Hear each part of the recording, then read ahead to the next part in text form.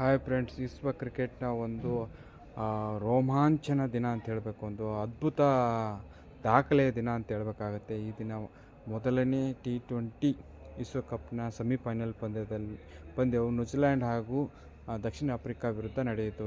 ಕೋಲ್ಕತ್ತಾದ Eden ಗಾರ್ಡನ್ನಲ್ಲಿ toss ಗೆದ್ದ New Zealand ಅವರು ಮೊದಲು ದಕ್ಷಿಣ ಆಫ್ರಿಕಾ ಬ್ಯಾಟಿಂಗ್ ಮಾಡಲು ಅವಕಾಶ ನೀಡ್ತಾರೆ. ದಕ್ಷಿಣ ಆಫ್ರಿಕಾದವರು ಎರಡನೇ ಓವರಲ್ಲೇ 2 ವಿಕೆಟ್ ಕಳೆದುಕೊಂಡು 12 ರನ್ನಿಗೆ ಸಂಕಷ್ಟದ ಪರಿಸ್ಥಿತಿ ಇರುತ್ತೆ. ಮೆಕಂಚಿ ಅವರು 2 ವಿಕೆಟ್ ಪಡೀತಾರೆ. ಅಂಥ ಪಂದ್ಯದಲ್ಲಿ ಬ್ರೇವಿಸ್ ಅವರು 34 ರನ್ ತೆಗೆದರೆ ಆಲ್ರೌಂಡರ್ ಮೈಕೋ ಆ್ಯನ್ಸನ್ ಅವರು 55 ರನ್ 30 ಬಾಲಲ್ಲಿ 5 ಸಿಕ್ಸ್ ಹೊಡಿತಾರೆ, 2 4 ಹೊಡಿತಾರೆ. ಒಂದು ಗೌರವಿತ ಮೊತ್ತ 169 ರನ್, 8 ವಿಕೆಟ್ ಹೋಗುತ್ತೆ. ಇನ್ನು ಕೊನೆ ಓವರನ್ನು ಹೆನ್ರಿ ಅವರು ಕೇವಲ 6 ರನ್ ನೀಡ್ತಾರೆ. ಒಂದು 10ರಿಂದ 15 ಬಂದಿದ್ದರೆ 180 ಕ್ರಾಸ್ ಹಾಕಿತ್ತು ಅಂತ ಹೇಳ್ತಾ ಹೆನ್ರಿ 2 ವಿಕೆಟ್ ಹೋಗಿದ್ರೆ ರಚನ್ ರವೀಂದ್ರ ಅವರು ಎಕನಾಮಿಕ್ ಬಾಲಿಂಗ್ ಹಾಕ್ತಾರೆ. 29ಕ್ಕೆ 2 ವಿಕೆಟು, ಕ್ರೂಷಿಯಲ್ ಟೈಮಲ್ಲಿ ಪ್ರಮುಖ 2 ವಿಕೆಟ್ ಪಡೀತಾರೆ. ಇನ್ನು ಬ್ಯಾಟಿಂಗ್ ನೋಡ್ರೆ ಒಂದು ವಿಶ್ವಕಪ್ ಇತಿಹಾಸದಲ್ಲಿ ಇಲ್ಲಿಯವರೆಗೆ ಒಂದು ಅತ್ಯಂತ ರೋಮಾಂಚನ, ಒಂದು ಅವಿಸ್ಮರಣೀಯ ದಿನ ಅಂತ ಹೇಳಬೇಕಾಗತ್ತೆ. ಬಿರುಸಿನ ಬ್ಯಾಟಿಂಗ್ ಪ್ರಾರಂಭ ಮಾಡಿದ್ದ ನ್ಯೂಜಿಲ್ಯಾಂಡ್ ಅವರು ಸರ್ಫೀಟ್ ಅವರು 26 ಬಾಲಲ್ಲಿ 58 ರನ್ನು, ಅವರು ಒಂದು 4 ಸಿಕ್ಸ್ ಹೊಡಿತಾರೆ, ಒಂದು 5 4 ಹೊಡಿತಾರೆ. ಅದು ಬಿಟ್ಟರೆ ಪಿನ್ ಅಲೆನ್ ಅವರು ಕೇವಲ 19 ಬಾಲಲ್ಲಿ ಅರ್ಧ ಶತಕ, 33 ಬಾಲಲ್ಲಿ ಶತಕ. ಇಲ್ಲಿಯವರೆಗೂ T20 ಇತಿಹಾಸದಲ್ಲಿ, ಅದು ನೋಡಿ ನಾಕೌಟ್ ಹಂತದಲ್ಲಿ, ಇದು ಯಾರು ಮಾಡಿದಂಥ ಸಾಧನೆ. 10 4 8 ಸಿಕ್ಸ್ ಹೊಡಿತಾರೆ.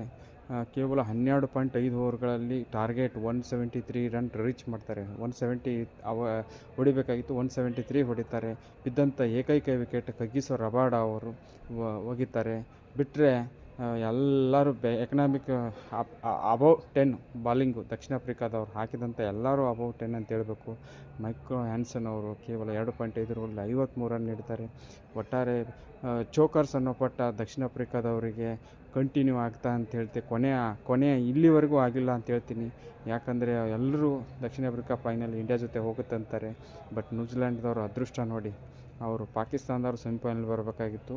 ಅದೃಷ್ಟದಲ್ಲಿ ಈ ಶ್ರೀಲಂಕಾದವರ ಕೃಪೆಯಿಂದ ಸೆಮಿಫೈನಲ್ ತಲುಪಿದಂಥ ನ್ಯೂಜಿಲ್ಯಾಂಡು ಫೈನಲ್ಗೂ ಹೋಗಿದ್ದಾರೆ ಅಂತ ಹೇಳ್ತಾ, ಇದು ಚಾಂಪಿಯನ್ ಟ್ರೋಫಿ ಭಾರತ ಮತ್ತು ನ್ಯೂಜಿಲ್ಯಾಂಡ್ 2025ರಲ್ಲಿ ಮುಖಾಮುಖಿಯಾಗಿದ್ದು.